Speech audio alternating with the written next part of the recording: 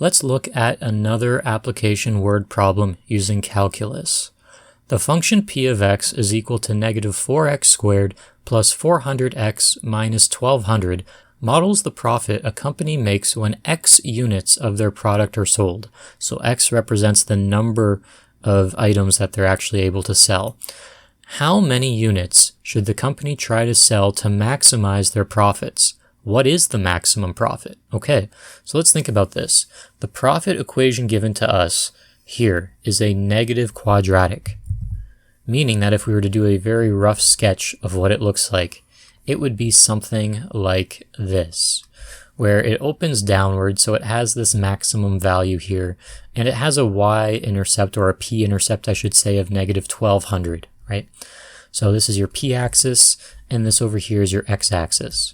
So what we're looking for in the first part is how many units should they sell, x, this x here, in order to maximize the profits that the company is making.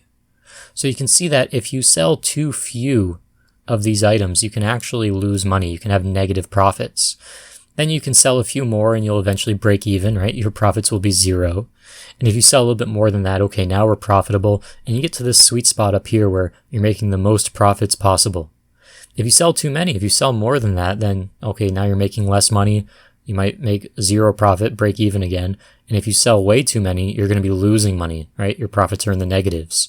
So you don't want that to happen. You want to be somewhere in this sweet spot in the middle, preferably really close to right here at the top. Now, how do we figure out where that is? Again, in the past, we've used different methods to figure out the vertex of a quadratic, and you can do that. But in this video, we want to practice using our calculus, our derivatives, because in the future, not all equations will be that simple. They won't all be quadratics. They could be higher degree polynomials, all sorts of different things. And so we want to practice using derivatives to find that maximum value. Now, how do we do this? Well, we have to take the derivative of p of x, because at that point, at the maximum, the slope of the tangent line is equal to 0. So the derivative of this equation needs to be set equal to 0. So first I'll take the derivative of it and we'll see what we get. If you use the power rule, you'll get negative 8x plus 400. If you then say, okay, this has to equal 0, so 0 equals negative 8x plus 400, and then you say, okay, let's solve for x. Move the 8x to the other side, 8x equals 400. Divide both sides by 8, you get x is equal to 50. Okay, so an x value of 50, that means if they sell 50 units, that's going to give them the highest profit possible. If you sell 49 units or 51 units, then you're going to make less profit. So your goal should just be to sell 50 units, no more, no less. That's the idea. Now, what is that maximum profit? Well, we have to plug 50, the x value we found, into the original equation, and that will give us the p value here. So we want to find p at 50. So that will equal negative 4 times 50 squared plus 400 times 50. And I kind of didn't give myself enough room here. Minus 1200. So we're doing this calculation. If you do that, the answer you get should be $8,800. And that is in dollars, right? Because your profits are in dollars. So if we sell 50 units, we expect to make $8,800 worth of profit. Okay, let's go to part B. Part B says, what is the marginal profit if they're currently able to sell just 30 units?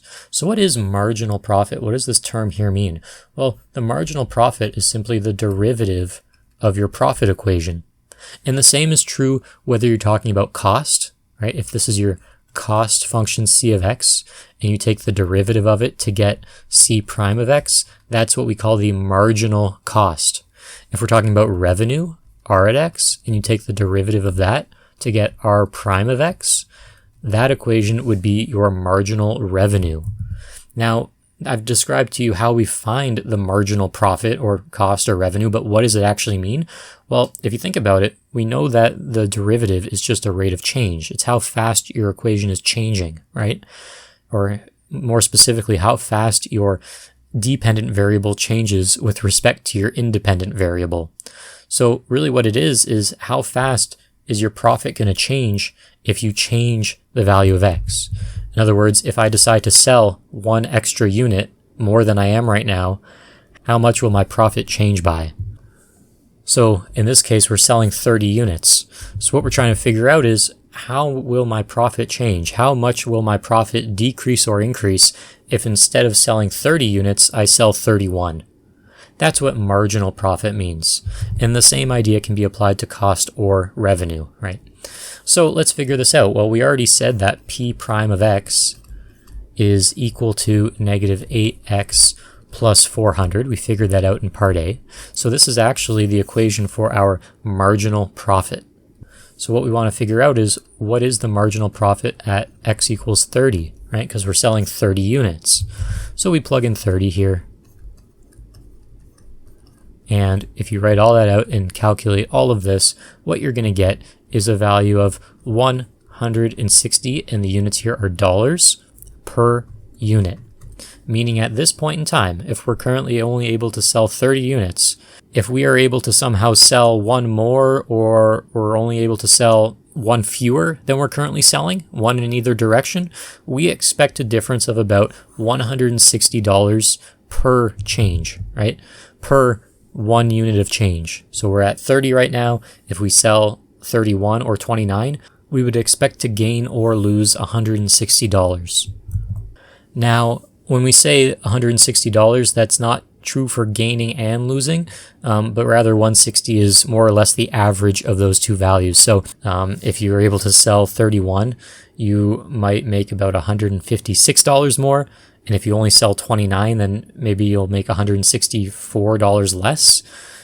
So those two values, the 156 and 164 that you see your profit change by, the average between those is 160. And the reason for that is because the 160, that amount you found, is the instantaneous rate of change, right? You can't apply that moving forward to the next point or the previous point and use it as an average rate of change. It's the instantaneous, right? So it's kind of an average between those two values, whether you're going forwards or backwards. Hopefully that makes some sense. So in summary, the marginal profit is just how quickly your profit is changing at this point in time. You take the derivative of it, and when you solve that, you get $160 per unit, which means that if you were to sell one more or less than what you're currently selling, you would expect a profit gain or loss of about $160.